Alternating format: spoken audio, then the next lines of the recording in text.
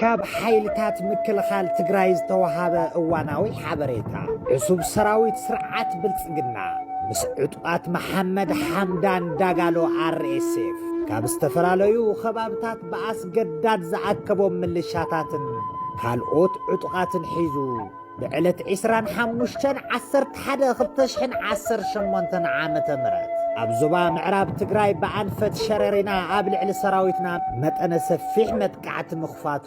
ብእዋኑ ብመንግስቲ ትግራይ መግለጽ ከም ዝተዋሃቦ ይዝከር። ኣብቲ ቦታ ዝነበሩ ሰራዊትና ነቲ ብወገን ዕሱብ ሰራዊት ብልጽግና ዝተኸፈተሉ መጥቃዕታ ብመስተንክራዊ ጅግንነትን ጽንዓትን ተዋጊኡ ብምምካት ኣብ ልዕልቲ ዕሱብ ሰራዊትን መሻርኽቱን ሰፍ ዘይብል ኪሳራ ኣብጽሑን ብኣሽሓት ዝቝጸሩ ሙትን ቁስልን ብምግባር ካብ ሕሞራ ክሳብ ጎንደር ኣብ ዘለዉ ትካላት ጥዕና ብውግኣት ዝተጨናነቕሉ ኩነታት ተፈጢሩ እዩ። ሕዚ እውን ኣብዚ ከባቢ ዝርከብ ሰራዊትና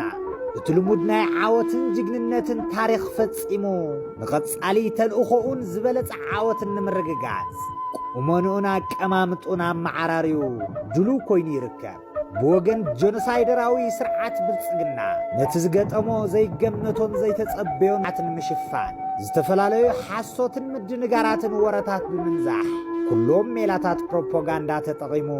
ነቲ እንትርፊ ስዕረት ዓወተ መዝጊቡ ዘይፈልጥ ሰራዊቱ ሞራል ንምጽጋንን ህዝቢ ኢትዮጵያን ማሕበረሰብ ዓለምን ንምድንጋርን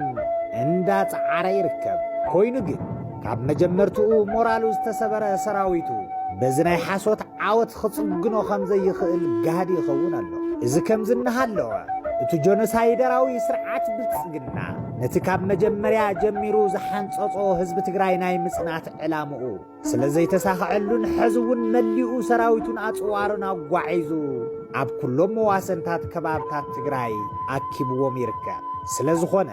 ዳግማይ ኩናት ጽንተት ንምጅማር ኣብ ዘኽእሎ ድልውነት ከም ዘሎ በብኸባቢኡ ኣብ መሬት ዝረአይ ዘሎ ምልክታት መረጋገጽ ሓቅታት እዮም። ሕዚ እውን እንተኾነ ነዚ ናይ ጆኖሳይደራዊ ስርዓት ብልጽግና ዕላማን ትልምን ከምቲ ዝሓለፈ ብናይ ህዝብናን ሰራዊትናን ጥሙር ቅልጽም መኪትና ከም ዘፍሸልናዮ ለሙን እቲ ንዳግማይ ኩናት ጽንተት ከኣቱ ዝህንደድ ዘሎ ጆኖሳይደራዊ ስርዓት ብልጽግና ዕላምኡ ንምብርዓን መላእ ህዝብናን ሰራዊት ትግራይን ኣብ ዝለዓለ ሞራልን ድልውነትን ከም ዘሎ ጥራይ ዘይኮነስ ከምቲ ልሙድ ነቲ ዕሱብ ሰራዊት ብልጽግና ብጅግንነትን ጽንዓትን ብምድምሳስ